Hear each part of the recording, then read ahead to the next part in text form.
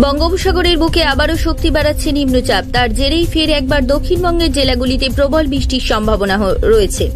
মৎস্যজীবীদের জন্য নতুন করে দেওয়া হয়েছে সতর্কবার্তা। সব মিলিয়ে আগামী কয়েকদিন কেমন থাকবে গোটা রাজ্যের আবহাওয়া, এসব নিয়ে রইল আজকের ওয়েদার আপডেট।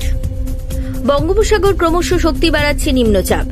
আবহাওয়া দপ্তর সূত্রে জানা গিয়েছে, আগামী সপ্তাহের শুরু থেকে দক্ষিণবঙ্গের একাধিক জেলায় ফের বৃষ্টির সম্ভাবনা রয়েছে। বৃষ্টির পাশাপাশি 50 থেকে 60 কিলোমিটার বেগে দমকা ঝোড়ো হাওয়া। মৎস্যজীবীদের ফিরে আসার নির্দেশ দেওয়া হয়েছে। নিম্নচাপের প্রভাবে দক্ষিণবঙ্গের উপকূলের জেলাগুলিতে ভারী বৃষ্টির সম্ভাবনা রয়েছে। বৃষ্টির পরিমাণ বাড়বে দক্ষিণবঙ্গে। দক্ষিণ 24 পরগনা, পূর্ব মেদিনীপুর সহ দক্ষিণবঙ্গের প্রায় সব জেলায় বজ্রবিদ্যুৎ সহ বৃষ্টির সম্ভাবনা রয়েছে। শহর কলকাতায় রোদ ঝলমলে আকাশ। কলকাতা শহরের আবহাওয়াতে বদল লক্ষ্য করা যাবে বলে মনে করা হয়েছে আবহাওয়া অফিসের তরফ থেকে। আগামী সপ্তাহের শুরুতেই কলকাতায় বৃষ্টির সম্ভাবনা বাড়বে। কলকাতায় আবহাওয়ার বড়সড় বদল চোখে পড়বে। কলকাতায় বৃষ্টির পরিমাণ বেশ খানিকটা বাড়বে। উত্তরবঙ্গের 2 পার্বত্য জেলা দার্জিলিং এবং কালিম্পংয়ে বজ্রবিদ্যুৎ সহ বৃষ্টির সম্ভাবনা রয়েছে।